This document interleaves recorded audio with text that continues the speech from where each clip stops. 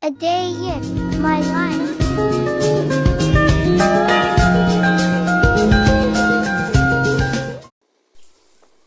Good morning. Today I am going to Shoko National High School because I am going to interview my previous teacher since I am grade 7 and asking here some question. Let's go!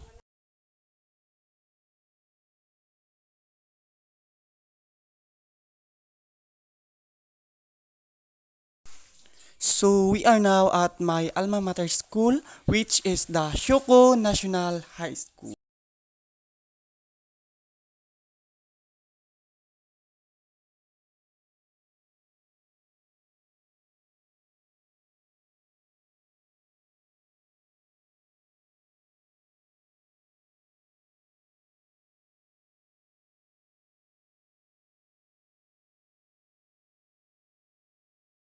So once again, good morning, ma'am. Good So morning. here's my question po. So first question, ma'am. With more than 10 years of teaching experience po, so may I ask of if ano po ang iyong mga paraan to sustain this field of teaching po? Okay, sa ako ang for almost 12 years in service. Okay, para ma-sustain ang akong career sa DepEd, nag-require jud ko og mga mixed jud nga ba. Okay, first is una jud is the professional growth.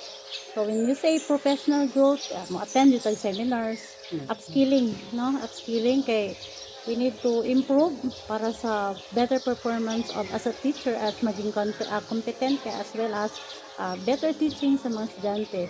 Second is nag-adapt ko og changes, adaptability to changes. Okay, yung embracing of technology, you know what I mean? Kanang Yes, ma'am. okay, kanang kung sa ang latest karon, imong sabayan, go with the flow. Okay, for example, PowerPoint. Daan naman yun ang PowerPoint, but we have Canva now. Okay?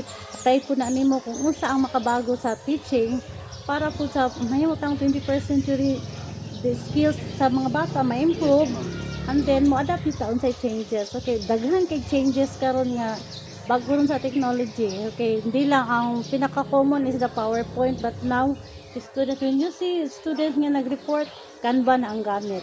No, improving na. And then, aside sa Canva, kibalo na po sila mag classic reporting. As you can see, mamaya, during sa ako ang report sa akong klase sa mga bata, makita nimo ang lahi-lahi nga the way nga mag-report ang mga bata. And then, third is, nadyo tayo self-care. No, kay dili pwede nga mag-set ko boundaries sa ang kagalingon nga i-limit ako akong trabaho. Okay, di na ko magdalag trabaho from school then to home. Okay, set aside yun na ako unsang trabaho sa eskwelahan. Okay, bilin ako, dili gid ako pwede nga dalon sa balay kay pag nana sa balay family time na good, no? So I have a more kanang na gid po kanang quality time with my family. Mana mo so di para sa una hantod alas 12 alauna sa kadlawon mag-study pa gyud ko wala dili na nako tanan diri para less na pud ang pressure, di ba? And then para pag mas mugaan pud imong life as a teacher, mag-seek gyud ko og support sa ako ang mga kauban. Kay dili pwede nga ako lang perme imong tanan suluhon. Okay, seek companionship pa sa trabaho para mas maganing trabaho. So dili kay bugat ang trabaho. So longer pud ato ang mulong pud ato ang Life. kung sa ang ato ang panarbaho ba sa DepEd kay dili na kay sa burden Yes, para ma'am. sa kuha. So then mo gyud siguro ako ka-share sa mo nag-stay jud ko for 10 years and counting pa jud. Yes. Second question po, ma'am. So in handling your students po, we all know naman po na there are times some of them can disturb and do not listen po, especially during discussion. So how would you manage this type of students po? Okay, kanilang jud there are no such two classes are alike.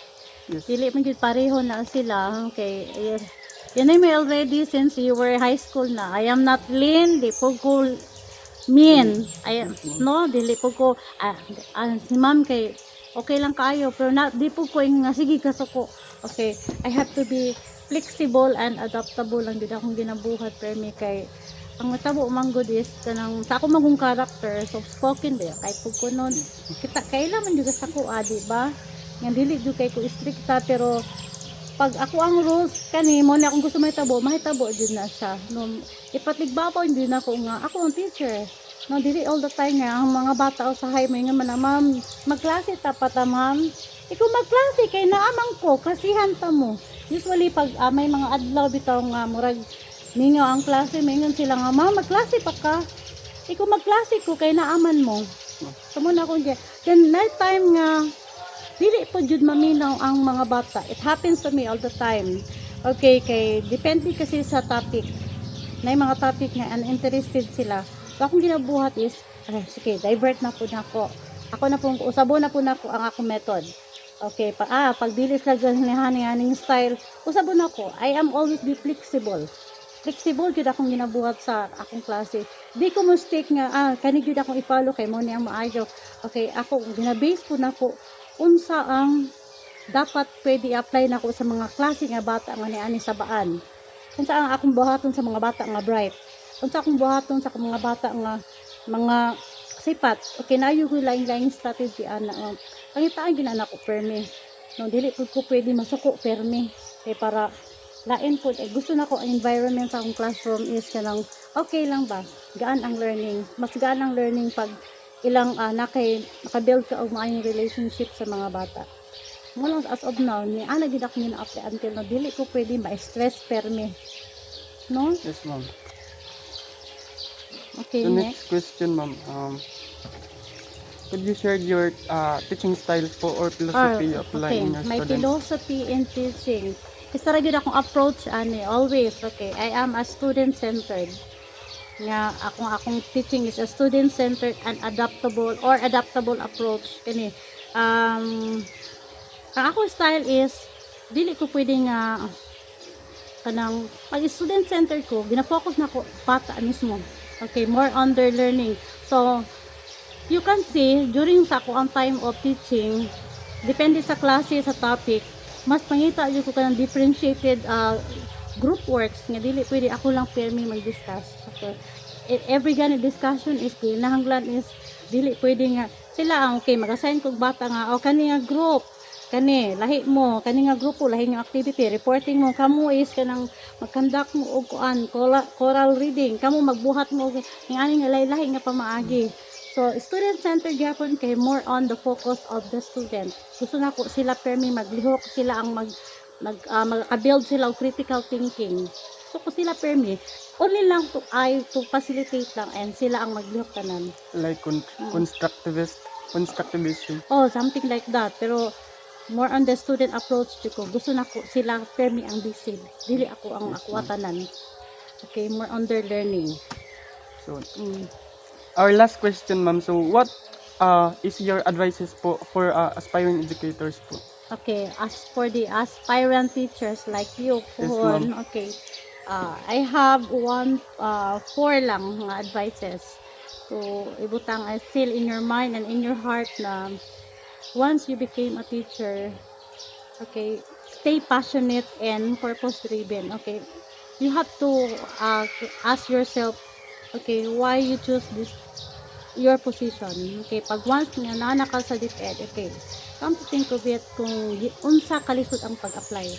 Okay, you have to love your job kasi teaching is not a job, it's a journey, no? And then second is be open-minded to anybody sa imong mga colleague pukon and be open for improvement and feedbacks kung unsa negative or positive, take it as kunang constructive lang gihapon kay in such way ma-improve man ka, no? So adjust your method in teaching po kung kinahanglan dili pwede nga mag-stick ra ka nga ning ani mong style sa teaching. Okay, you have to improve. Okay, see to it nga you know your student well. Ang akong first ginabuhat ng good is na kuan ko kanang intelligence test bitaw sa mga bata. Nang sa psychology bitaw na before sa klase is ako ginahakpan sila exam. May kit-an ako ilang personality test. So, before ko magklase, beginning of the school year, magkuhan ko personality test, mga bata kay, bantog dahil nga, kani siya is aloof, kani nga bata is liho, kay mo din ang personality, para ikaw mismo teacher, ako mismo, kay balo ko saan pag-deal na ako sa estudyante.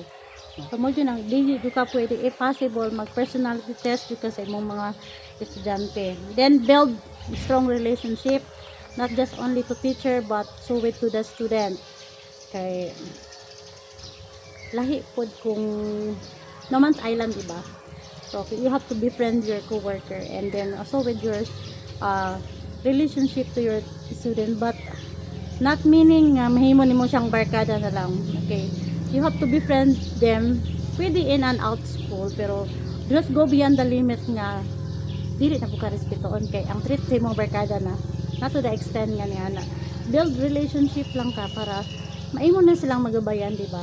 Kay lahi pud kung ma-hate ka sa mga bata lisod nagdunggabon ta, no, di ba? Okay, then next is kani jud as an aspiring teacher, first and foremost master your classroom management. Kay kung wala kay classroom management wala joy mahimong maayong okay imong 45 minutes pati na yun nang dugaya.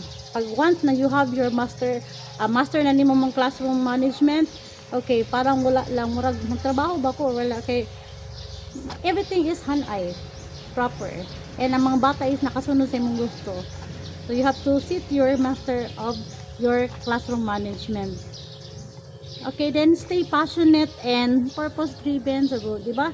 Find joy in teaching jud. Ayaw jud na mo ang nag-teach ka kay gusto ka makasweldo, no? Do not wait for the day nga kanus mag-alas 5 kay mauli na ko. You will never be happy in life pag magulat na ka sa oras and sweldo. Okay, find teaching as pleasurable, as a joyful moment each day para sa imo ha. That's the take it as an advice na future teacher po. Okay, that's it. Salamat, ma'am. Okay, thank you.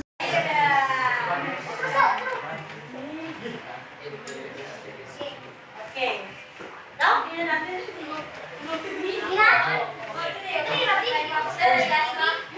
Teka, ano ba yung meron? Ba't ang dami tutuloy? Okay, i-review ha, kasi kung hindi makakasagot akin na lahat ito, Nana, di ba? Kailangan sa review. Kailangan hindi pa. May tanpo ako. Akin na to. Okay, sige, go. Go, Robel. Magandang umaga sa inyong lahat. Ngayon ay tatalakayin natin ang pakikalabing sa Epigusterismo ng Los Baños. Ano ba yung meron sa Los Baños na yan? Bago tayo magsisimula, ang Los Baños ay ito ang mga pinupuntahan ng mga tauhan upang magpahinga at magsaya. Sa kabanatang 11, tatalakayin natin ang mga tauhan, buod, tagpuan at mga talasalitaan. Mga tauhan. Kapitan General, Padre Sibila, Padre Eric, Padre Camura, Simon, Don Custodio, Padre Fernandez at Benze. Inside yan. 1, 2, 3, 4, 5, 6.